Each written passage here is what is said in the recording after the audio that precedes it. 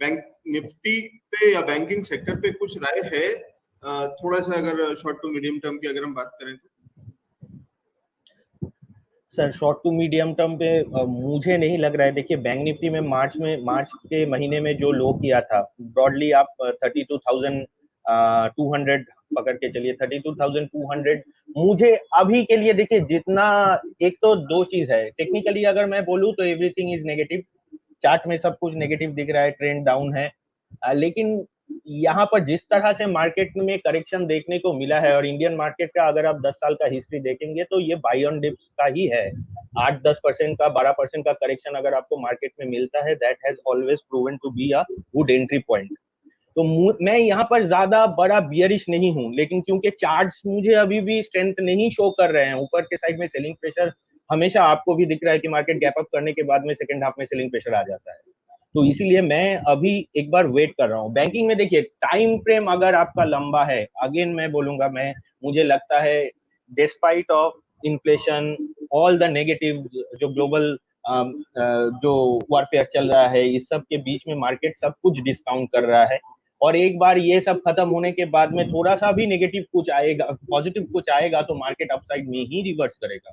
तो अगर आपका लॉन्ग टर्म का नजरिया है, आप अच्छे स्टॉक्स को डेफिनेटली, आप रेट मत देखिए, टीवी में क्या बोल रहा है वो मत सुनिए, मैं क्या बोल रहा हूँ वो भी मत सुनिए, लेकिन axis bank, HDFC bank, ICICI bank, large cap banking stocks, अगर आप एसबीआई, ये अगर आपको, आप इतना दिन से सोच रहे थे मार्केट को लेना है, नीचे आएगा तो लेना है, दिस इज द टाइम, आप डेफिनेटली एंट्री कीजिए। और उसको आप ये मत सोचिए, स्टॉप लॉस मत रखिए। फंडामेंटली अगर आप लॉन्ग टर्म के लिए इन्वेस्ट करना चाहते हैं तो स्टॉप लॉस नहीं रखिए, इन द सेंस आप एक थोड़ा सा बड़ा जगह दीजिए, कम से कम ये 2%, 1% जो 1-2 दिन में ट्रिगर हो जाएगा, उस तरह का स्टॉप लॉस मत रखिए। आप ओवरऑल एक 10-12% का स्टॉप लॉस देखिए।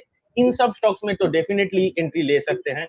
मुझे अभी भी लगता है कि अब हो सकता है एक बार के लिए 15,700 के नीचे ब्रेकडाउन अगर निफ्टी भी देखे, क्योंकि आईटी में थोड़ा सा प्रेशर है, आईटी अभी भी मार्केट को ड्रैग कर रहा है, लेकिन बैंकिंग अभी भी रेजिलियंस शो कर रहा है, अगर मैं ब्रॉड ट्रेंड का बात करूं। क्योंकि मार्च के लो के नीचे आप देखिए बैंक निफ्टी उतना नहीं गया, उसको ब्रेक भी नहीं किया, वहां से ही पुल बैक देने का कोशिश कर रहा है। तो ओवरऑल बैंकिंग स्टॉक्स में अगर आपका लॉन्ग टर्म का नजरिया है, definitely large cap banking stocks में आप एंट्री ले सकते हैं। लेकिन शॉर्ट टर्म में क्या होगा, क्योंकि स्टॉप लॉस वॉलेटिलिटी इतना ज्यादा है, तो थोड़ा सा ट्रेड करना लॉन्ग साइड में मुश्किल रहेगा अभी के। ठीक है, मैं शॉर्ट टर्म के लिए बिल्कुल नहीं देख रहा हूँ, मीडियम टू लॉन्ग टर्म की बात कर रहा हूँ। और इसलिए कुछ चीजें जो मैं बात करना चाह रहा हूँ, और ये वाला स्पेसिफिकली, क्योंकि भले हो सकता है कि मैं बहुत छोटी सी चीज देख रहा हूँ और बहुत ही ज्यादा प्रीएम्प्ट कर रहा हूँ और बहुत ही छोटे बात का वो बना रहा हूँ, कुछ बड़ा किला बना रहा हूँ। सर मुझे जहाँ 0.5% निफ्टी लाल में दिख रहा है, वहाँ 0.5% बैंक निफ्टी हरे में दिख रहा है।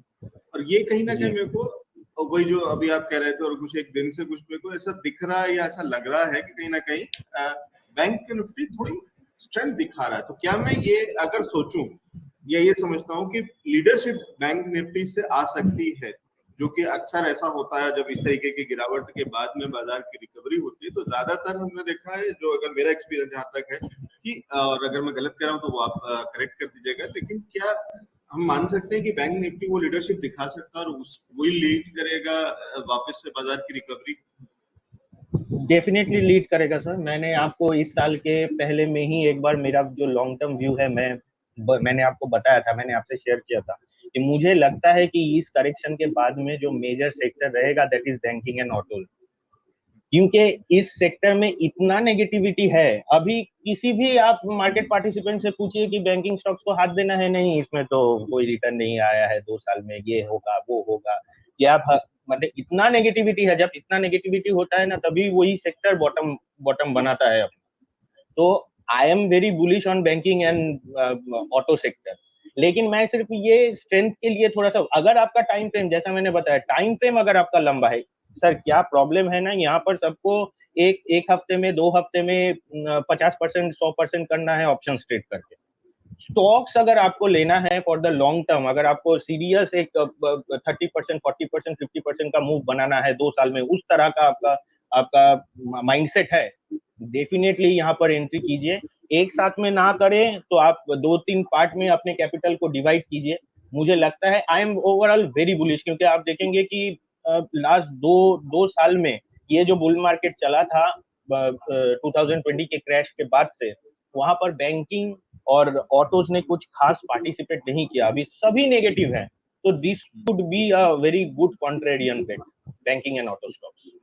जी, फिर सर मुझे ये बताइए कि आपकी टॉप 2 या 3 या 4 पिक्स कौन सी होंगी बैंकिंग सेक्टर से? पहला स्टॉक कौन सा होगा अगर मैं खरीदारी करूं?